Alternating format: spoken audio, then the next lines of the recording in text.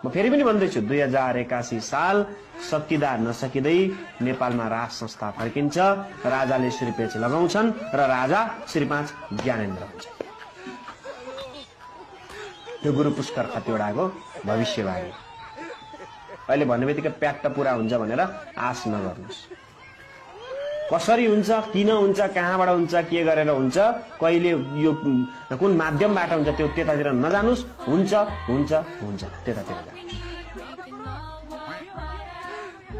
ठोक्वा दिएर भन्छु, मलाई तालिकाले यदि राजा आएनन् भने 1% यदि बाई चान्स राजा आएनन् भने के गर्ने भन्नुहुन्छ भने ठिक छ।